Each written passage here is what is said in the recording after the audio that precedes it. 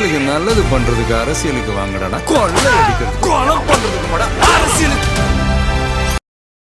தாவேக தலைவர் விஜய் அவர்கள் நேற்றுக்கு தாவேகாவுடைய தேர்தல் அறிக்கையை நேற்று வெளியிட்டிருந்தார். வாக்குறுதிகளை உத்தரவாதத்தை வெளியிட்டிருந்தார். நான் ஏற்கனவே சொல்ற மாதிரி தாவேக தலைவர் விஜய் அறிவிக்க போற அந்த அறிவிப்புகள் அதிரப்போகுது உதிரப்போகுது அப்படிலாம் சொல்லிட்டு இருந்தோம். அப்பெல்லாம் பெருசா ஒன்றும் இல்லாம ஆனால் தொலைநோக்கு பார்வையுடன் அந்த வாக்குறுதிகள் வந்திருக்கு அப்படின்னு நம்ம பார்க்குறோம். நான் ஏற்கனவே நிறைய முட்டு கொடுத்துருந்தேன், அதுக்கு மன்னிப்பு. எனக்கு கொஞ்சம் டிசப்பாயின்மெண்ட் தான். நான் முட்டு கொடுத்தா எதுவுமே விளங்க மாட்டேங்குது, என்னன்னு தெரியல. அஜிதாக்கனுக்கு முட்டு கொடுத்தா திமுக போகுது, தாவேக தேர்தல் அறிக்கை முட்டு கொடுத்தோம்னா இப்படி போய் நிற்குது. குளநாடு போன போது நானும் ஓட்டும் போது அப்படிங்கிற மாதிரியா ஒரு மாதிரியா போய் நிற்குதுங்களேன். நான் பெருசாக ஒரு ஸ்டோக் ஒன்று எதிர்பார்த்தேன். எந்த மாதிரி ஸ்டோக்குன்னா, அந்த 2006 டாக்டர் கலைஞர் இருக்கிறார்ல, அவர் ஒரு அறிவிப்பு ஒன்று கொடுத்துருந்தார்.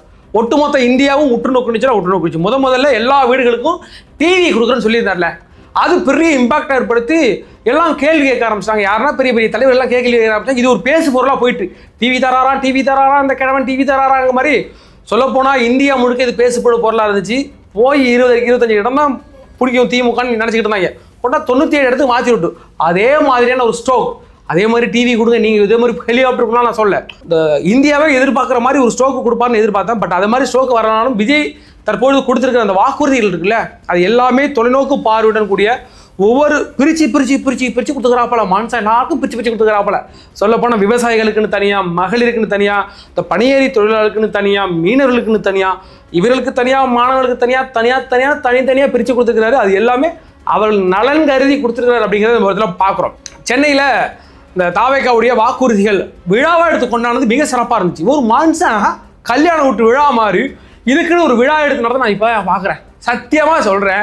இதே அதிமுக இருக்கிறாங்க, திமுக இருக்கிறாங்க, நாம் தமிழர் கட்சி இருக்கிறாங்க, இது எத்தனை கட்சிகள் இருந்து விழாவாக எடுத்து நடத்தி யாரெல்லாம் பயன்பெற போகிறாரோ அவங்களெல்லாம் வர சொல்லி விவசாயிகளுக்கு அவங்க கையில் எடுத்து கொடுத்தது, ஒரு திருநங்கை கையில் அந்த மேனிஃபெஸ்டோ கொடுத்தது, அதுக்கப்புறம் ஒரு ஆட்டோ டிரைவர் மேலே கையில் ஒரு மேனிஃபெஸ்டோ கொடுத்ததுன்னு உண்மையிலேயே மிக சிறப்பான ஒரு திருவிழாவாக நடந்துச்சுன்னா சந்தோஷம். எல்லாம் உற்று நோக்கினாங்க. அதுக்கு தான் தலைவர் விஜய் அவர்கள் இதை பண்ணினார். கடைசி நேரத்தில் இதை பண்ணினது ஒரு சிறப்பு வாய்ந்ததாக இருந்தாலும் ஒரு 96 பேஜ் இருக்குது மொத்தமாக. அதில் நான் என்ன சொல்கிறேன்னா, திருக்குறளை மையப்படுத்தி ஒன்று போட்டுக்கிறாப்பல, அறம் பொருள் இன்பம் அப்படின்னு. அதை ஒவ்வொரு டைமிங்காக ரிலீஸ் பண்ணியிருந்தா இன்னுமே ஈஸியாக கொண்டு சேர்க்கறதுக்கு ஈஸியாக இருந்திருக்குமோ. இன்றைக்கி எடுத்து பார்க்குறோம், வசன்னு இருக்குதுல எழுதுருக்குல, அதை கொண்டு மக்கள்கிட்ட சேர்க்கறதுக்கு கொஞ்சம் கடினமாக இருக்குது. இந்த ஒரு முட்டா கோயில் இருக்கானு பாருங்க, டிவிகேல ஐடிவின்னு ஒரு குரூப் இருக்கானுங்க. இது ஒரு கண்டென்ட்னு நேற்றிலேருந்து இது நீங்கள் நாங்கள் ஒரு கண்டென்ட் கொடுக்குறோம் அதை போடுங்க, அப்படி போட்டிங்கன்னா தான் நம்ம டிவிக்கு ஈஸியாக போய் சேரும் நானும் நம்பிட்டு இருந்திருந்தால் ஒருத்த பேப்பரில் ஒரு 6 பேப்பர் கட்டி விடுறாங்க. இதெல்லாம் என்னத்தை சொல்கிறது? இதுதான் நம்ம ஐடி செயல்பட லட்சம். இதுக்கு எங்களை ஒரு நாள் ஃபுல்லாக வெயிட் பண்ண சொன்னீங்க. நேற்றுக்கு போடாததுக்கு எனக்கு ஒரு டிசப்பாயின்மெண்ட் ஒரு காரணமாக இருந்தீங்களே, என்னடா அவன் எதிர்பார்த்தலாம் சில வரலையேன்னு ஒரு வருத்தம் இருந்தாலும் சரி இன்னைக்கு காலையிலேருந்து நாங்கள் ஒன்று தரோன்னு தூக்கி வச்சு கொடுத்துக்கிறாங்க. சரி, கரவன் கடந்துட்டு போது விடுங்க. அதற்கு பிறகு விஜய் அவர்களை ஆதரிக்கிற வண்ணமா எல்லா வீட்டு பெண்களுக்கும் வீட்டுக்கு எதுக்கான ஒரு கோலம் போடுங்க அப்படின்னு விஜய் அவர்கள் சொன்னார். இது என்னன்னா ஒரு வகையான ஆதரவு நிலை. ஏற்கனவே மோடி ஐயா என்ன தட்ட விட்டார் ஞாபகம் இருக்குதா? கொரோனா விரட்டினாங்க இல்லை, அதுவும் ஒரு ஆதரவு. அது மாதிரி நமக்கு ஸ்டாலின் ஐயா கருப்பு கொடியை ஏந்திக்கிட்டு வெளில நிப்பாப்பல இந்த கொரோனா காலத்தில், மது விலக்கை நீங்கள் அமல்படுத்து ஆட்டும் நின்று கொசு தொல்லை தாங்க பாருங்க. எப்பெல்லாம் ஸ்டாலின் பக்கம் பேசுகிறோம் அப்பெல்லாம் இந்த கொசு ஈத்தொல்லாம் தாங்க. அப்படியாக இது ஒரு ஆதரவு நிலை. அதே மாதிரி நிறைய பெண்கள் ஆதரவு கொடுத்த பார்த்தோம். சரி, தாவேக தலைவர் விஜய் அவர்கள் நேற்று கொடுத்தது மேனிஃபெஸ்டோவை ஓரளவுக்கு சுருக்கமாக எந்த அளவுக்கு கொண்டு சேர்க்க முடியுமோ அந்த அளவுக்கு கொண்டு சேர்க்க வேண்டிய கடமைகள் நமக்கு இருக்குது. அதை எந்த அளவுக்கு சேர்க்கலாம் என்பதை பார்க்கலாம். சரி, என்ன வாக்குறுதிகள் கொடுத்தார், இது எப்படி மக்களுக்கு உதவும் என்பதை வாங்க டீட்டெயிலாக பார்ப்போம். நான் உங்கள் எங்காத்தா.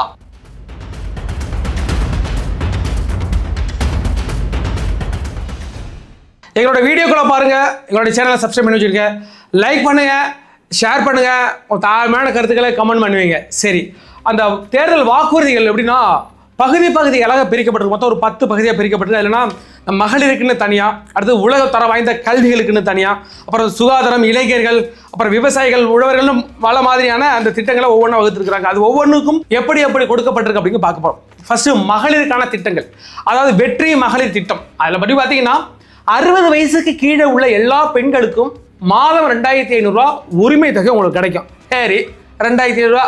ஒரு 60 வயசுக்கு மேலே உள்ள நாங்களாம் என்னப்பா பண்ணுறது நீங்கள் கேட்டீங்கன்னா, இந்த 60 வயசுக்கு மேலே உள்ளவங்களுக்கு முதியோர் உதவி தொகை, அதாவது ஓஏபி 3000 கிடைக்கும். சொல்லப்போனால் இந்த மகளிர் உரிமை தொகை 2500, ஓஏபி 3000. அதாவது மருமகளுக்கு எவ்வளவு கிடைக்கும்னா 2500 தான் கிடைக்கும், மாமியாருக்கு 3000 கிடைக்கும். அதனால சண்டை விட்டுக்காம 2 பேரும் சேர்ந்து இந்த 2 பணத்தையும் சேர்த்து போட்டு நீங்கள் கூழ் கடனை கட்டலாம், நகை வாங்கி வைக்கலாம். அதே மாதிரியான உங்களுடைய தேவைகளை நீங்கள் பூர்த்தி செய்யலாம். அதற்காக கொடுக்கப்பட்டிருக்கு. அதற்கு பிறகு 6 சிலிண்டர், வருஷத்துக்கு 6 சிலிண்டர் உங்களுக்கு ஃப்ரீயாக கொடுத்துருவாங்க. அதற்கு பிறகு ஏழை பெண்களுக்கு 1 சவரன் தங்கமும் 1 பட்டு புடவையும் கிடைக்கும். அதில் இந்த ஏழை பெண்கள்னா, அதாவது வருடத்திற்கு 5 லட்சம் ரூபாய்க்கும் வருமானம் கம்மியாக இருக்கிறவங்களுக்கு மட்டும்தான் 1 சவரன் அந்த நகையும் பட்டு சேலை கிடைக்கும். அதுக்கு பிறகு பிறக்கின்ற பெண் குழந்தைகளுக்கு தங்க மோதிர திட்டம், அதாவது தாய்மாமன் தங்க மோதிர திட்டம், அது ஒன்று கிடைக்கும். அதுக்கு பிறகு 3ஆவதுலேருந்து 12ஆவது படிக்கிற குழந்தைகள் இடைநிற்றல் இருக்காங்களே, சில பேர் எனக்கு வந்து வசதி வாய்ப்பு இல்லைங்க அப்படின்னு பாதியில் நிப்பாட்டி விடாங்க. பாவம், இந்த ரோட்டோரங்கள் இருக்கிறாங்கல்ல, பல ஏழை வீட்டு மாணவர்கள் இன்னும் படிக்காமல் இருக்கிறத நினைச்சா நமக்கு பாவமாக இருக்குது. நம்மளாம் 2027 இருக்கிறோம். இந்த திராவிட மாடலாட்சி என்னத்தாண்டா வெட்டி கிழிச்சாங்க, இத்தனை வருஷம் என்னத்தை வெட்டி கிழிச்சாங்க எனக்கு தெரியவே இல்லை. அவ்வளோ குழந்தைகள் படிக்காமல் சுற்றிக்கிட்டு இருக்கிறத பார்க்குறோம். எது இந்த ரோட்டோரங்களில். இப்போல்லாம் எங்கே படிக்காத குழந்தைகள் இருக்குது, இப்போல்லாம் எங்கே படிக்காத குழந்தைகள் இருக்குது, இப்போல்லாம் யாருக்கு பெருசாக சாதி பார்க்குறா, இப்படிலாம் பேசுவானுங்க. அவங்கள வீட்டை விட்டு வெளில வாங்கடா, காரை விட்டு வெளில வச்சு பாருங்கடா எங்கெங்கெல்லாம் சாதி பார்க்குறாங்கன்னு. எத்தனை குழந்தைகள் படிக்காமல் சுற்றிக்கிட்டு இருப்பாங்கடா. இடைநிற்றலே இல்லையா? அந்த இடைநிற்றலை நிரப்புவதற்காக, அதாவது அவங்களுடைய தாயாருக்கு இல்லைன்னா அவங்களோட கார்டியன் அவங்களுக்கு வருஷத்துக்கு 15,000 பணம் அவங்களுடைய அக்கௌண்ட்டில் வர வைக்கப்படும் அப்படின்னு சொல்லியிருக்காங்க. அதற்கு பிறகு மகளிர் சுய உதவிக்குழுவில் 5 லட்சம் ரூபா வட்டி இல்லாத கடன். இந்த ஒரு மகளிர் சுய உதவி குழுக்கு இப்போ பார்த்தீங்கன்னா ஊரில் நிறைய சுய உதவி குழு இருக்கும். ஒரு குழுவுக்கு கொடுப்பாங்க, அவ்வளோதான். ஒரு குழுவில் ஒரு 12-11 உறுப்பினர்கள் நிற்கிறேன். அவங்கவுங்க யாருக்கு வேணுமோ எடுத்துக்கலாம், வட்டியே கிடையாது. அதனால் எல்லாருமே 11 பேர் பங்கு போட்டு எடுத்துக்கலாம். அப்படிப்பட்ட ஒரு சலுகைகளும் கிடைத்திருக்கிறது. 2வது வகை கல்வியை வந்து உயர்த்தணும் அப்படின்ட்டு உறைவிட வசதியுடன் கூடிய 100 காமராஜர் சிறப்பு பள்ளிகள் இயங்கும் அப்படின்ட்டு இருக்கிறாங்க. இன்னைக்கு வந்து தமிழ்நாட்டில் பல பள்ளிகளை இழுத்து மூடிக்கிட்டு இருக்கிறாங்க. என்ன காரணம் தெரியுமா? உங்கள் வீட்டு பிள்ளைகளை எங்கே படிக்குது? ஏதாவது ஒரு பிள்ளை எங்கேயாச்சும் கவர்மெண்ட் ஸ்கூலில் படிக்குதா? என்ன காரணம்? சரியான கல்வி கிடையாதுங்க. அங்கே ஒழுங்காக சொல்லிக் கொடுக்கல. நீங்கள் படிக்க வைங்க, கவர்மெண்ட் ஹாஸ்பிட்டலில் போயிட்டு உங்கள் உடம்பு பார்த்துக்கிடுங்க. நீங்கள் கவர்மெண்ட் ஸ்கூலில் உங்கள் பிள்ளைய படிக்க வைக்கணும். அதெல்லாம் சும்மா உருட்டு. தரமானதை கூடியா போய் படிக்க வைப்பாங்க, தரமான மருத்துவத்தை கூடியா அவங்க வைத்தியம் பார்த்துக்க போகிறான். இன்னைக்கு ஒரு மருத்துவமனைக்கு போகிறது பயமாக இருக்குது. என்னத்துக்கு? போயிட்டு திரும்பி உயிரோட வருவோங்கிறதே பெரிய விஷயமா இருக்கு. ஒரு பெண்ணு, மாசமான பெண்ணு போயிட்டு ஒரு அரசு மருத்துவமனையில் புள்ள பெற்று வரதே பெரிய விஷயமா இருக்கு. தாயும் செய்யும் நலமுடன் வருவாங்களாங்கிறது கேள்விக்குறியா இருக்கு. அவன் எப்படி போவான் அரசு மருத்துவமனைக்கு? இதெல்லாம் சுப்பிரமணியம் சும்மா ஓட்ட பந்தயத்தில் ஓடிக்கிட்டு இல்லாமல் இதெல்லாம் நீங்கள் சரி பண்ணி தான் இன்னைக்கு நல்லா வந்திருக்குவேன். ஓட்ட பந்தயத்தில் ஓடுற உங்களுக்கு அதுக்கு தான் உங்களை தேர்ந்தெடுத்து வச்சிருக்க. ஓட்ட பந்தயத்தில் ஓடுறதுக்கு ஒரு அமைச்சர் அவங்களோட வேலை என்ன? சுகாதாரத்துறை ஒழுங்காக வச்சிருந்தீங்கன்னா இன்னைக்கு இவ்வளவு இறப்புகள் வந்திருக்குமா? ஒவ்வொரு மாவட்டத்திலையும் ஒரு வருஷத்துக்கு 400-500க்கும் மேற்பட்ட குழந்தைகள் இந்த பூமியில பாதம் படத்துக்கு முன்னாடி செத்து மேல போதியா? ஒரு ஓட்ட பந்தயத்தில் ஓடிட்டு இருக்காரு. இப்படிப்பட்ட துப்புக்கட்ட அமைச்சரால இன்னைக்கு எத்தனையோ உயிர்கள் பிரிந்திருக்கு. இப்படிப்பட்ட ஆட்சி நடந்துகிட்டு இருக்குல்ல, அதே மாதிரி சரியான அரசாங்கம் நடந்துருச்சுன்னா இன்னைக்கு இந்த பள்ளிகள்லாம் மூடாம இருந்திருக்கும். விஜய் அவர் என்ன சொல்றான்னா, நான் 100 பள்ளிக்கூடங்களை காமராஜர் ஹை டெக்னாலஜியில் உள்ள ஏஐ மெத்தடில் உள்ள அந்த டெக்னாலஜியோட ஒரு 100 ஸ்கூலு நான் ஓப்பன் பண்ணுறோன்னு சொல்கிறாரு. 20 லட்சம் வரைக்கும் உங்களுக்கு வந்து பிணை இல்லாத கடன் கொடுக்கப்படும். அந்த மாணவர்களுக்கு உயர்கல்விக்கு நீங்கள் போகிறீங்கன்னு வச்சிங்களேன். இப்போ நீங்கள் 12th முடிச்சிட்டீங்க, நான் என்ன பண்ணுறது, என்ன படிக்கிறதுன்னு தெரியல, எனக்கு இவ்வளோ செலவாகுமா, என் குடும்பம் ரொம்ப கஷ்டப்பட குடும்பங்க, எங்கள் அப்பாவுக்கு சரியாக வேலை இல்லை, அம்மா ரொம்ப கஷ்டப்படுறாங்க, ஆனால் 12th நான் இவ்வளோ மார்க் எடுத்துருக்கேன், நான் என்ன பண்ணுறது நீங்கள் கேட்டிங்கன்னா உங்களுக்கு 20 லட்சம் ரூபா வரைக்கும் எந்த பிணையும் கிடையாது. எங்களுக்கு இந்த பிணையை வச்சுட்டு கொடுங்க அப்படிலாம் மிரட்டுவாங்கல்ல, வட்டி உண்டு. அது எப்பயும் போல அந்த வட்டியெல்லாம் இருக்கும். உங்களுக்கு வந்து பிணையெல்லாம் கிடையாது. இந்தாமா நீ வச்சுக்கோவான், நீ திருப்பி குடும்பங்கிற மாதிரியான அந்த இதுதான் இது. அதற்கு பிறகு நவீன கட்டமைப்புடன் கூடிய அந்த அரசு பள்ளிகள், அதான் ஏஐயோட நல்ல டாய்லெட் வசதி அதெல்லாம் தலைவர் சொல்லிக்கிறாப்பில்ல, அதே மாதிரி. அதற்கு பிறகு ஏஐ மூலம் இலவச போட்டித் தேர்வுகளுக்கு உங்களுக்கு ட்ரைனிங் கொடுக்கப்படும் அப்படின்னு சொல்லிக்கிறார். அதற்கு பிறகு இந்த சுகாதாரத்துறை உத்தரவாதம் கொடுத்துருக்கிற 3வது குடும்பத்திற்கு 25 லட்சம் ரூபா இன்சூரன்ஸ். என்ன இன்சூரன்ஸ்? Health insurance. இப்போ ஹெல்த் இன்சூரன்ஸ், இந்த கலைஞர் காப்பீட்டு திட்டம் அதெல்லாம் இருக்குங்களா, அதெல்லாம் பெரிய ப்ராசஸ். அதுலேருந்து பணம் எடுக்கிறதுனாலே பெரிய பிரச்சனை. நம்ம நல்லா இருக்கிறோம், ஒரு ஹெல்த் இன்சூரன்ஸ் போடணும்னா ஒரு மாதம் 15,000 பணம் கட்டணும். நமக்கு இன்னைக்கு இருக்கிற நிலைமைக்கு 15,000 பணம் கட்டணும்னு நம்ம யோசிக்கிறோம்ல. ஆனால் தலைவர் விஜய் அவர்கள் இலவசமாக உங்களுக்கு 25 லட்சம் ரூபாய்க்கு ஹெல்த் இன்சூரன்ஸ். அது என்னத்துக்கு? உங்களுக்கு கேன்சர்னா அது நீங்கள் பிரச்சனை தான் நீங்கள் தீர்வு செஞ்சுக்கலாம்யா. உங்களுக்கு ஹார்ட் பேஷண்டா, நீங்கள் ஓப்பன் ஹார்ட் சர்ஜரி பண்ணணுமா, இந்த 25 லட்ச ரூபாயில் நீங்கள் பண்ணிக்கலாம்யா. உங்களுக்கு வேறு எந்த பிரச்சனை இருந்தாலும் சரி, அந்த இன்சூரன்ஸ் கார்டு இருக்குல்ல, அது வந்து எதோட உங்களுக்கு கனெக்டாக இருக்கும். ஏற்கனவே இந்த விஜிலன்ஸ் கார்டு ஒன்று தரேன்னு சொல்லியிருக்காரு, அதோட ஆட்டோமேட்டிக்காக கனெக்ட் ஆகிடும். இந்த ஒத்த கார்டை கொண்டு போனீங்கன்னா ரெடி ஆகிடும். இதெல்லாம் எங்கே உள்ள மெத்தட்னா சவுதி கல்ஃப் கண்ட்ரியில் உள்ள மெத்தடு. அங்கெல்லாம் அப்படி தான் இருக்குது. அது தலைவர் விஜய் அவர்கள் தமிழ்நாட்டுக்கு கொண்டு வரார். இது தமிழ்நாட்டை உலகத்தரம் வாய்ந்த நாடாக மாற்று என்று சொல்கிறார்ல, அதனால தான். அதற்கு பிறகு நவீன கட்டமைப்புடன் கூடிய அரசு மருத்துவமனையில் கொண்டு வரும் அப்படின்னதும் ஆண்டுதோறும் இலவச முழு உடற்பரிசோதனை, அதாவது ஹெல்த் செக்அப் இருக்குல்ல, அது ஃப்ரீயாக பண்ணிக்கலாம். இப்போ நீங்கள் போனீங்கன்னா, இப்போ தஞ்சாவூர் போகணும், இல்லைன்னா இந்த திருச்சி போகணும், சென்னையில் நிறைய இடங்கள் கோயம்புத்தூர்லாம் இருக்குன்னு வச்சுக்கலாம். நீங்கள் அரசு மருத்துவமனைகளிலே உங்களை உடல்நிலையை நீங்கள் ஃபுல் செக்அப் பண்ணிக்கிறதுக்கு கவர்மெண்ட்டே உங்களுக்கு ஃப்ரீயாக பண்ணி கொடுக்கும். அதற்கு மலிவு விலையில் அதுக்கு பிறகு வந்து மருந்துகள் உங்களுக்கு கொடுக்கப்படும் அப்படின்றது இந்த சுகாதாரத்துறையை மேம்படுத்துவதற்கான இதை அறிவிச்சிருக்கிறார். அதற்கு பிறகு போதையில்லா தமிழ்நாடை நாங்கள் உருவாக்குவோம் அப்படிங்கிறத சொல்லிக்கிறார். அதுக்கு பிறகு இளைஞர் நலத்திட்டங்கள், அதற்கு பிறகு இளைஞர் நலத்திட்டங்களை அறிவிச்சிருக்கிறார். வேலையில்லா பட்டாதாரிகளுக்கு 4000 ரூபா வரை. யார் இது வேலையில்லா பட்டாதாரி? தனுஷா? அப்படிலாம் கிடையாது. அதாவது BSc, BEd, MSc, MEd, DTEd, MEd, அது விட்டுட்டு நிறையா இருக்குல்ல, அந்த டெட்லாம் படிச்சிருக்கீங்க, இந்த ஆர்ட்ஸ் அண்ட் சயின்ஸ், அவர்களுக்கு நீங்கள் படிச்சுட்டு வேலை இல்லாமல் இருக்கிறேன், வேலை தேடிக்கிட்டு இருக்கிறேன் அப்படின்னா, இன்றைக்கி வந்து ஒரு ரெசியூம் அடிக்கிறதுக்கு எவ்வளவு? ஒரு பேப்பருக்கு 5 ரூபா கேட்பாங்க. எங்கே வருது? ஊர் கம்பெனி ஃபுல்லாக கொடுத்து கேட்டியாக இருக்குது. இவங்களுக்கு ரெசியூம் அடித்து சிவி ரெடி பண்ணி பால் சொத்து அடிச்சு போகலாம். அதற்காக 4000 ரூபா நீங்கள் வந்து வேலை தேடி வரைக்கும் உங்களுக்கு 4000 ரூபா தரேன்றதுக்கும், அதுக்கு பிறகு 12th + ஐடிஐ படித்தவங்களுக்கு 2500 தர இருக்கட்டும், டிப்ளமோ முடிச்சவங்களுக்கு 3500 ரூபா நான் தரேன் அப்படின்னு சொன்னாங்க. அதற்கு பிறகு 5 லட்சம் பேருக்கு ஊதியத்தனுடைய இன்டர்ன்ஷிப். அது என்னன்னா, இப்போ நீங்கள் டிடிஎட், பிஎஸ்சி, பிஎட் முடிச்சிங்கன்னா லோக்கல் ஏதாச்சும் கம்பெனிக்கு நீங்கள் வேலைக்கு போனீங்கன்னா உங்களுக்கு 10,000 ரூபா கூட அந்த டையை போச்சுறாங்க. ஒரு கம்பெனி இருக்குது, அந்த கம்பெனியோட டையை போச்சுரும் கவர்மெண்ட்டு. அதாவது எங்களுடைய ஆட்கள் இப்போ வந்து ஒரு 40,000 பேர் வருவாங்க. இவங்களுக்குலாம் மாதம் நீங்கள் 10,000 கொடுங்க, அவங்க வேலை தேடுற வரைக்கும் உங்களுக்கு வந்து அவங்களுக்கு ஒரு மாதம் 10,000. அது மாதிரி டிப்ளமோ படித்தவங்களுக்கு 8,000. ஒரு நல்ல கம்பெனி. இப்போ ஃபோர்டா, நீ டிப்ளமோ மெக்கானிக் படிச்சிருக்கியா, இங்கேருந்து நீ ஃபோர்டுக்கு போயிட்டு ஆல்ரெடி அவங்க டையை போச்சுருங்க கம்பெனி, நம்மளுடைய கவர்மெண்ட். அங்கே போய்ட்டு நீங்கள் வேலை பார்க்கலாம், உங்களுக்கு 8,000 கிடைக்கும். அதை மாதிரியான நலத்திட்டங்களும் கிடைக்கும். அதற்கு பிறகு நான் வியந்து பார்த்தது ஒன்றியா, அதாவது விஜய் ஒன்று சொல்லியிருந்தாரு, உள்ளூர் இளைஞர்களுக்கு நீங்கள் உள்ளூர்லேயே வேலை செய்கிற மாதிரி உங்களுக்கு நான் கவர்மெண்ட் ஜாப் தரேனாரா? எனக்கு ஈடிச்சது என்ன அது இப்படி சொல்கிறாப்புல. இப்போ நான் இருக்கிறேன், எனக்கு சென்னையெல்லாம் போக பிடிக்காது, எனக்கு கடுப்பாகும். அப்படிப்பட்ட இடங்களில் நீங்கள் உள்ளூர்லேயே வேலை பார்க்கணுமா, நீங்கள் உள்ளூர்லேயே வேலை பார்த்துக்கலாம், உங்களுக்கு வேலை வாய்ப்பு தருவேன் அப்படின்னாப்புல இப்போ ஒன்று சொல்லிக்கிறாப்புல. அதாவது இந்த அங்கன்வாடி பொருட்கள் இருக்குல்ல, நம்மளுக்கு இந்த அரிசி, பருப்பு, சீனிலாம் வாங்குவாங்க இல்லை, அது உங்கள் வீடுகளுக்கு கொண்டு வந்துடுவார். யார்? நேராகவே இந்த அரசே உங்கள் வீடுகளுக்கு கொண்டாந்து கொடுத்துரும். இந்த அங்கன்வாடி பருப்பு, கிருஷ்ணா, இது எல்லாத்தையுமே அது கொடுக்க போகிறது யாருன்னா அந்த ஊர் இளைஞர்கள். அவங்க கவர்மெண்ட் ஜாப்பு.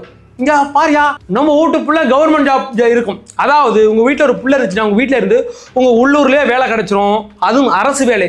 நீங்கள் போய்ட்டு தைரியமாக பொண்ணு கேட்கலாம், என் பிள்ளை கவர்மெண்ட் ஜாப்பில் ஆகிறான், அது சொத்து இருக்குதா, 10 இருக்குதா, அதெல்லாம் கேட்குறாங்க. இப்போ நிறைய பேருக்கு ஊருக்குள்ளே கல்யாணம் ஆக மாட்டேங்குது. ராகு கேது தோசைன்றான், செவ்வாய் தோசைன்றான், ஒரு பையன் பொண்ணு கொடுக்க மாட்டான். நாளைக்கு நீங்கள் ஃப்ரீயாக போயிட்டு என்னுடைய மகன் இங்கே கவர்மெண்ட் ஜாப்பில் இருக்கான், அந்த 5 லட்சம் இளைஞர்களுக்கு இதன் மூலமாக வேலை வாய்ப்பு கொடுக்குறது எனக்கு ரொம்ப நிறைவாக இருந்துச்சு, சந்தோஷமாக இருந்துச்சு. அதுக்கு பிறகு தொழில் தொடங்கணும், நான் சொந்த காலில் உழைச்சி நிற்கணும்னு ஆசைப்படுறவங்களுக்கு 25 லட்சம் ரூபாய்க்கு பிணையில்லா கடன், எந்த ஒரு பிணையும் இல்லாத வட்டியுடன் கூடிய கடனை கொடுக்கப்படும் அப்படின்னு அறிவிச்சது சிறப்பாக இருந்துச்சு. அதற்கு பிறகு பாராட்டக்கூடிய விஷயம், உண்மையிலே எனக்கு சந்தோஷமாக இருந்துச்சு பார்க்கும்போது. என்னன்னா, இந்த தூய்மை பணியாளர் இருக்காங்கல்ல, அவங்க வந்து இப்போ நிறைய பேர் மனித கழிவுகளை மனிதனும் ஒரு அவலமான சூழ்நிலை நடந்துகிட்டு இருக்குல்ல. இன்னைக்கு வரைக்கும் இப்போ இடையில எல்லாம் மிஷின் எல்லாம் கொண்டாந்து கொடுத்து அதை இந்த செல்வ பெருந்தகை அவர் பேர்லேயே போட்டுக்கிட்டு இப்போ அன்றைக்கெல்லாம் அந்த அக்கிரமம் நடந்துச்சு. அதுதான் வந்து நம்ம சவுக்கு சங்கர் அவர்கள் வந்து வெளியிட்டார். அதுக்கு பிறகு அவங்க வீட்டில் கொண்ட மலத்தை கொண்ட ஊற்றுனாங்க.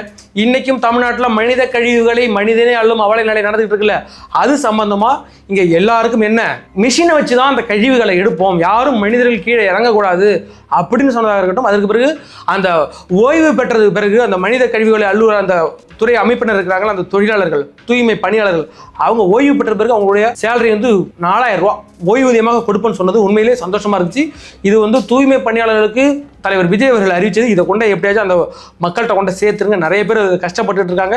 கடந்த காலங்களில் திமுக அரசு என்னென்ன பண்ண நம்ம பார்த்தோம்ல, நைட்டு 12 மணிக்கு அடின்னு அடித்து கொண்டு போனதெல்லாம் பார்த்தோம்ல, அதற்காக சொல்லுகிறேன். அதற்கு பிறகு சொல்லுது, உழவர்களுக்காக விஜய் அவர்கள் அறிவித்த திட்டங்கள் வந்து விவசாயிகளுக்கு ஆண்டுக்கு 15,000 முதலீட்டு உதவியாக கொடுக்கப்படும். அதை வந்து எல்லா விவசாயிகளுக்கும் ஆண்டுக்கு 15,000 முதலீட்டு உதவியாக கொடுக்கப்படுகிறது. பயிர்க்கடன் தள்ளுபடி, அதுதான் சிறப்பாக இருந்தது. என்ன பயிர்க்கடன் தள்ளுபடி? அதாவது 5 ஏக்கருக்குல 5 ஏக்கருக்கு கீழே இருக்கு உங்களுக்கு, ஆனால் நீங்கள் சொசைட்டியில் கடன் வாங்கியிருக்கிறீங்க இந்த விவசாயத்துக்காக அப்படின்னா உங்களுக்கு எல்லாமே தள்ளுபடி ஆகிடும். 5 ஏக்கருக்கு கீழே இருந்தால், ஒருவேளை 5 ஏக்கருக்கு மேலே இருந்தால் 5 ஏக்கருக்கு மேலே வந்து 50% உங்களுக்கு தள்ளுபடி பண்ணீங்க. உங்களுக்கு 5 ஏக்கருக்கு மேலே இருக்குது, ஒரு 1 லட்ச ரூபா வாங்கியிருக்கீங்களேன், என் 50,000 கட்டினா போதும். ஆனால் வந்துட்டு 4 ஏக்கர் 3 ஏக்கராக இருக்குது, 5 ஏக்கருக்கு கம்மியாக இருக்குன்னு வச்சுக்கேன், நீ ஃபுல்லாகவே கட்ட வேண்டாம் அப்படின்னு விஜய் அவர்கள் சொன்னது மிக சிறப்பாக இருந்துச்சு. அதற்கு பிறகு நெல்லோட கொள்முதல் விலையெல்லாம் பார்த்தோம். அது குவிண்டாலுக்கு 3500 ரூபாயும் கரும்புக்கு 4000 ரூபா கொடுத்தது. இது மாதிரி நம்ம நிறைய மேட்டர் நம்ம நிறைய பழைய வீடியோக்களே பார்த்துட்டோம். அதுக்கு பிறகு 5 லட்சம் சோலார் பம்புகளை தருவோம்னு சொன்னதாக மிக சிறப்பாக இருந்தது. விவசாய தொழிலாளருக்கு ஆண்டுக்கு 10,000 ரூபா, அதாவது பதிவு பெற்ற விவசாய தொழிலாளருக்கு ஆண்டுக்கு 10,000 ரூபாய் உங்களுக்கு மானியம் கொடுக்கப்படும் அப்படின்னு சொன்னது மிக சிறப்பாக இருந்துச்சு. அதற்கு பிறகு இந்த மீனவர்களுக்காக சொன்னது, மீனவர்கள் பெரிய அளவுல தாவேக்காவுக்கு பங்களிப்பு கொடுக்கறதாக இருந்தாலும் ஆதரவு கொடுக்கறத பார்த்தா உண்மையிலேயே மிக சந்தோஷமா இருக்கியா. அவர்களுக்காக விஜய் அறிவித்துல இந்த மீன்பிடி தடை காலம் மிகப்பெரிய பிரச்சனைகளாக இருந்துகிட்டே இருக்கு. அந்த நேரத்தில் மட்டும் அவங்களுக்கு வேலையே இருக்காது. அவங்க எங்கே என்ன பாவம் தானே. இதுக்கு இப்போ நம்ம விவசாயம் பார்த்துட்டு இருக்கோமா, திடீர்னு வேற வேலைக்கு போவோம். அவர்கள் கடல் சார்ந்த தொழிலில் இருக்கிறவங்க விவசாயத்துக்குலாம் வர முடியாது. திடீர்னு அவங்களும் நம்ம இடைக்கால தடை விதிச்சுவாங்க அந்த மீன் இனப்பெருக்கிறதுக்காக. அவங்களுக்கு மீன் இடைக்கால தடை நிவாரணமாக 27,000 ரூபாய் கொடுக்கப்படும். அதுபோக இன்னொரு விஷயம் என்னன்னா, அந்த பருவமழை காலங்களில் போக முடியாது, வெறும் புயல் காத்தா இருக்குங்க. அந்த பக்கம் ரொம்ப கஷ்டப்படுவாங்கய்யா. உள்ளே போயிட்டு எவ்வளோ பேர் இறந்து போனாலும் பார்த்தோம்ல, அவங்களுக்கு 7,000 ரூபா கொடுக்கப்படும் அந்த மழைக்கால அந்த நிவாரண நிதியாக. அதுக்கு பிறகு மீன்களுக்கு குறைந்தபட்ச ஆதார விலைன்னு ஒன்று இருக்குது. நம்ம ஏற்கனவே சொல்லியிருந்தப்பல இந்த காளா மீன், கொடுவா, அப்புறம் கெளுத்தி மீனுக்கெல்லாம் குறைந்தபட்சம் இந்த விலைக்கு கீழெல்லாம் யாரும் கொடுக்க மாட்டாங்க அப்படின்ற ஒரு ஆதார விலையை நிர்ணயிக்கிறதாக இருக்கட்டும். அதற்கு பிறகு அவர்களுக்கு 25 லட்சம் ரூபா மருத்துவ காப்பீடு. திடீர்னு கடலை விழுந்து ரொம்ப முடியாமல் போயிடுவாங்க, அது மாதிரி அவங்களுக்குள்ள மீனவர்களுக்கு தனி சலுகைகள் வழங்கியிருக்கிறார். அதற்கு பிறகு மீனவர்களுக்கு வீடு வழங்கும் திட்டம். அதாவது புயல் காத்துல, அந்த மழை காத்துல கூட அந்த வீடு சேதாரமடைய அளவுக்கு தரமான வீடுகளை கட்டுவதற்காக அவர் அறிவிச்சிருக்காரு. அதுக்கு பிறகு சமூக பாதுகாப்பு. அதில் முதியோர் கைம்பெண் மாற்றுத்திறனாளிகளுக்கு மாதம் 3000 ஓய்வு நம்ம ஏற்கனவே சொல்லிடணும். அதில் முதியோர், அந்த விதவை பெண்கள், முதியோர்களுக்கு, மாற்றுத்திறனாளிகளுக்கெல்லாம் உங்களுக்கு ஓய்வூதியமாக 3000 வழங்கப்படும் அப்படின்றது. அவர் அனைத்து வீடுகளிலும் குடிநீர் இணைப்பு நாங்கள் கொடுத்துருவோம் இருக்கும். நீண்ட காலமாக பட்டா இல்லாதவங்களுக்கு பட்டா வழங்கப்படும். இந்த பிரச்சனை பெரிய பிரச்சனை. சொந்தமாக நிலம் இல்லை அப்படிங்கிறது எப்படிப்பட்ட ஒரு மனவேதனை கொடுக்க தெரியும். சொந்தமாக வீடு இல்லையா, நான் வாடகை வீட்டில் தாங்க இருக்கிறேன் அப்படின்னு சொல்லுவாங்கல்ல. நான் சொந்தமாக இடமே இல்லாமன்னா அது எவ்வளோ வருத்தம். அதாவது ரொம்ப காலமாக சில இடத்துல கோயில் நிலங்களில் இருப்பாங்க. கோயில் நிலம், கோயில் பட்டாக்கள் இருக்கும். அது மாதிரி ரொம்ப காலமாக இருந்தால் அந்த பட்டாக்கள் உங்களுக்கு கிரயம் செய்து கொடுக்கப்படும். அரசு இடங்களாக இருந்தாலும் உங்களுக்கு கிரயம் பண்ணி கொடுத்துருவாங்க அப்படின்னு சொல்லியிருக்கிறார் விஜய் அவர்கள். அதுக்கு பிறகு அரசு ஊழியர்கள், இதுதான் மிக சிறப்பானது. அதாவது மீண்டும் பழைய ஓய்வூதிய திட்டத்தை அமல்படுத்தணும்னு சொல்லியிருந்தது. நமக்கு ஏற்கனவே ஓபிஎஸ் சொல்லியிருந்தோம்ல, ஓல்டு பென்ஷன் ஸ்கீம், அதை அவர்கள் தரன்னு சொல்லி தான் இருக்கட்டும். அது பிறகு அந்த ஒப்பந்த அடிப்படையில் வேலை செஞ்சுட்டு இருக்கிற தற்காலிக பணிகளை நீங்கள் ஆட்டோமேட்டிக்காக நீங்களே கன்ஃபார்ம் ஆகிடுங்க. இது ஆட்டோமேட்டிக் சிஸ்டமாக சொல்லியிருக்காரு. நீங்கள் 5 வருஷம் வேலை பார்த்தீங்கன்னா அதுக்கு நீங்கள் பர்மனெண்ட் ஆகிடுங்க. ஏற்கனவே 5 வருஷம் வேலை பார்த்துட்டு அது உங்களுக்கு பர்மனெண்ட் ஆக்கி தரேன் அப்படின்னு சொன்னதாக இருக்கட்டும். அதுக்கு பிறகு அங்கன்வாடி ஊழியர்களுக்கு 18,000, சுகாதார பணிகளுக்கு 10,000 ஊதியமாக நாங்கள் உயர்த்தி தருவோம்னு சொன்னது. பணி ஓய்வின் போது உங்களுக்கு ஒரு 15 லட்சம் ரூபா உங்களுக்கு அந்த கிராஜுவேட்டி கிடைக்கும் அப்படின்னு சொன்னதுமே அவங்களுக்கு மிக அருமையாக இருந்தது அப்படின்னு சொல்லலாம். தமிழ்நாட்டின் வளர்ச்சிக்கான திட்டங்கள் 2036 1.5 ட்ரில்லியன் பொருளாதாரத்தை நாங்கள் உயர்த்தணும்னு சொன்னது. அதுக்கப்புறம் ஏஐ பண்ணுவோம், அது பண்ணுவோம், ஏற்கனவே சொல்லி. அது ஒரு மாவட்ட வாரியாக இந்த மாஸ்டர் பிளான், ஒவ்வொரு மாவட்டத்துக்கு ஒரு மாஸ்டர் பிளான் வச்சுருப்போம். அந்த ஊர் சம்பந்தமாக இப்போ பார்த்தீங்கன்னா நாகப்பட்டினம்னு வச்சுக்கலாம், அங்கே அதிகமாக இருக்கிறது இந்த மீன் வளங்கள், அதுக்கு பிறகு கடல் சார்ந்தது அப்படின்றது. அதுக்கு ஏற்ற மாதிரி ஒவ்வொரு மாவட்டங்களுக்கும் தனியான ஒரு மாஸ்டர் பிளான் நாங்கள் கிரியேட் பண்ணுவோம் அப்படின்னு சொல்லுது விஜய் அவர்கள். அது வாக்குறுதியில் கொடுத்துருக்காரு. அதுக்கு பிறகு நேர்மையான ஆட்சி, எங்களுடைய ஆட்சியில் எவ்வளோ நேர்மையாக இருக்குங்கிறது பல காலகட்டங்களில் விஜய் அவர்கள் சொல்லியிருக்காருல. ஒவ்வொன்று எந்தெந்த இடங்களெல்லாம் எங்களால் இந்த மணி லீக் ஆகுது இல்லை. இன்னைக்கு ஸ்டாலினோட ஆட்சி நாசமுத்து போனதுக்கு ஒரே ஒரு காரணம், எங்கெங்கே பணம் போகுது, எங்கே அந்த ஊழல் திருடுறாங்கன்னே தெரியல. அதுக்கு ஒன்றும் டிஜிட்டல் மயப்படுத்தலை. அப்படியெல்லாம் டிஜிட்டல் மையப்படுத்தாமல் எங்களில் இருக்கவே இருக்காது. நாங்கள் எல்லாத்தையுமே டிஜிட்டல் மையப்படுத்தி எல்லாமே அரசோட நேரடி கான்டாக்டில் இருப்பீங்க. மக்கள் எல்லாம் நேரடி கான்டாக்ட். நம்ம ஏற்கனவே என்ன சொல்லியிருந்தோம், இந்த ஆட்டோ டிரைவர்ஸ், இந்த டாக்ஸிக்கெலாம் தனியாக ஒரு ஆப் வச்சுருப்போம். நீங்கள் நேரடியாக நீங்கள் லைசன்ஸை புதுப்பிக்கிறதாக இருந்தாலும் சரி, நீங்கள் பர்மிட்டை புதுப்பிக்கிறதாக இருந்தாலும் சரி, எல்லாமே நீங்கள் அரசோட நேரடியாக நீங்கள் தொடர்பில் இருக்கலாம். அதனால் இந்த மணிலாம் தேவையில்லாமல் காசு கொடுக்க தேவையில்லை. எனக்கு 500 கொடு, எனக்கு 300 கொடுன்னு பிடிங்கிட்டு இருப்பாங்களே, அது எதுவுமே தேவை கிடையாது. அதற்கு பிறகு பார்த்தீங்கன்னா கர்ப்பிணி பெண்களுக்கு 25,000 ரூபா உங்களுக்கு வரவு வைக்கப்படும். கர்ப்பிணி பெண்களுக்கு 25,000னா நீங்கள் சத்து மாவு, சத்து மாத்திரை, அதெல்லாம் சத்து மாத்திரை இல்லை, உங்களுக்கு தேவையான விட்டமின்ஸு அது எல்லாம் உங்களுக்கு நீங்கள் அதே வாங்கிக்கலாம். அதற்கு ஏற்கனவே அறிவிச்சிருந்தா. ஏற்கனவே மத்திய கவர்மெண்ட் கொடுக்குது 18,000 கொடுத்துட்டு இருக்கு. 25,000 உயர்த்தி தருவேன் அப்படின்னு விஜய் அவர்கள் சொல்லியிருக்கிறார். அதுக்கு பிறகு இந்த ஃப்ரீ சானிட்டரி நாப்கின் எல்லா காலேஜ் கல்லூரிகள் எல்லாம் உங்களுக்கு நாப்கின் கிடைக்கும் அப்படின்னு சொன்னது ஒரு பெண்களுக்கு பாதுகாப்பான ஒரு சமூகத்தை நான் உண்டாக்கணும்னு விஜய் அவர்கள் அதில் மெனக்கிட்டு இருக்காரு அப்படிங்கிறத நம்ம பார்க்க முடிகிறது. அதற்கு பிறகு பழங்குடி பெண்களுக்கு உங்களுக்கு சோலார் அடுப்பு தரும். இந்த கிராமங்கள் இருப்பாங்க, கரண்டே இருக்காது, விஜய் அவர்கள் எல்லா இடங்களையும் கரண்ட் கொண்டு போயிருன்னு சொல்லியிருக்காரு. இருந்த போதே உங்களுக்கு சோலார் அடுப்பு தருவேன் அப்படின்னு சொன்னது நல்லா இருந்துச்சு. இப்படியாக தாவேக தலைவர் விஜய் அவர்கள் கொடுத்த நேற்றைய வாக்குறுதிகள் என்பது மிக சிறப்பாக இருந்துச்சு, தொலைநோக்கு பார்வையாக இருந்துச்சு. நம்ம நினைச்ச மாதிரிலாம் அவர் கொடுக்கணும்னு நினைக்க முடியாதுல்ல. இப்போ இங்கே உட்காந்துட்டு எனக்கு அப்படி இருந்தால் நல்லா இருக்கும், இப்படி இருந்தால் நல்லா இருக்கணும் அவர்கள் சொல்லிட்டாரு. சாத்தியக்கூறு எது இருக்கோ அதான் என்னால் கொடுக்க முடியும், சாத்தியம் இல்லாத என்னால் எப்படி கொடுக்க முடியும் சொல்லி அதெல்லாம் நம்ம ஏற்றுக்கிட்டு இப்போ எல்லாருக்கும் ஒரு மாதிரியான ஒரு ஈர்ப்பு இருந்திருக்கும். அப்படி கொடுத்துருக்கலாமே இப்படி கொடுத்துருக்கலாமே தலைவர் விஜய் அவர்கள் கொடுத்துருக்கிறார். அது எல்லா சமூகத்தினருக்கும் எல்லா மக்களுக்கும் பாதுகாப்புடன் கூடிய அவங்கள கொண்டு சேர்றதுக்கு அவங்க நலன் எந்த ஒரு பிரச்சனையும் இல்லாமல் அவங்களுக்கு போய் சேருதான்னு பார்க்கணும். இதை மக்கள்கிட்ட கொண்டு சேருங்க. இதை உங்களோட அம்மாக்கள்கிட்ட சொல்லுங்க, உங்களோட அப்பாக்கள்கிட்ட சொல்லுங்க, சித்தப்பன் பெரியப்பா மாமன் மச்சன் யாராக இருந்தாலும் நீ ஓட்டு போடு போகாம போ, நீ கொண்டு திமுக ஓட்டு போட்டா பரவாயில்ல, ஆனால் அந்த மனுஷன் உங்களுக்குன்னு ஒன்று சொல்லியிருக்கிறாரு அதை கேட்டுட்டு போன்னு அந்த மக்கள்கிட்ட கொண்டு சொல்லுங்க. அப்படி விருப்பப்பட்டு அவங்க கொண்டு ஓட்டு போட்டால் ஓட்டு போடட்டும். அது மாதிரி அந்த பனையேறி மக்களுக்காக, அந்த பனையேறி தொழிலாளர்களுக்காக விஜய் அறிவிச்சிருக்கிற சில திட்டங்கள், அந்த திட்டங்களை அந்த சமுதாய மக்கள் கொண்டு சேருங்க. மீனவர்களுக்காக அறிவிச்சிருக்கிறார், அந்த சமுதாய மக்கள் அங்கே கொண்டு சேருங்க. ஏன்டா எல்லாத்தையும் கொண்டு சேர்க்க முடியல, 96 பக்கத்துக்கு இம்மா பரிசு இருக்கு, எல்லாத்தையும் எப்படி கொண்டு சேர்க்க முடியும்? எங்களாலேயே கொண்டு சேர்க்க முடியல. எதை எடுக்கிறது எதை விடுறதுனே தெரியல. அம்மா பரிசு இருக்குது, இது அவங்க ஏதாவது சுருக்கி தரேன்னு மொட்டை நான் கொடுத்துக்கிறாங்க. அதனால அந்தந்த மக்கள், அந்தந்த சமுதாய மக்கள் அவங்கள்ட்ட கொண்டு சேர்த்தாலே பெரிய அளவில் கொண்டு சேவாயிடும். அப்படியாக தாவேக தலைவர் விஜய் அவர்கள் கொடுத்த வாக்குறுதிகள் எந்த அளவுக்கு உங்களுக்கு இம்பாக்ட் ஏற்படுத்தியிருக்கு, இதை மக்கள்கிட்ட எப்படி எப்படிலாம் இம்பாக்ட் ஆகிருக்கும், இது ஓட் விகிதம் எப்படிலாம் மேலே ஏறும், இதோட கருத்து கணிப்பு உங்களுக்கு எது இருந்தால் நீங்கள் தாழ்மையான கருத்துக்களை நீங்கள் கமெண்ட் செக்ஷனில் பதிவுங்க. சரி, வேற ஒரு வீடியோக்குள்ள நாங்கள் மீண்டும் உங்களை சந்திக்கிறோம். அது போக இன்னும் விடுபட்ட பல முக்கிய வாக்குறுதிகள் இருக்குது, அது எல்லாத்தையும் ஒரே வீடியோவில் கொண்டா சேர்க்க முடியாதியா? பல பேர் பார்க்க மாட்டேங்கிறா, எனக்கு அதான் பிரச்சனை. நான் ஏதாச்சும் ஒரு வாக்குறுதி விஜய் கொடுத்த வாக்குறுதியை கொண்ட போட்டோம்னு அதை யாரும் பெரிய அளவு ஷேர் பண்ண மாட்டாங்க, அது வருத்தம். அதனால ஒவ்வொரு வீடியோக்குள்ளேயும் அடுத்த 4-5 நாளுக்குள்ள என்னெல்லாம் முக்கியமான வாக்குறுதியில் இடையில போட்டு என்னால் சேர்க்க முடியும், கண்டிப்பாக அந்த மக்கள்கிட்ட கொண்டா சேர்ப்பேன். சரி, வேற ஒரு வீடியோ சந்திக்கு பாரு. உங்களோட வீடியோ வருது. நான் உங்கள் யங் தாத்தா.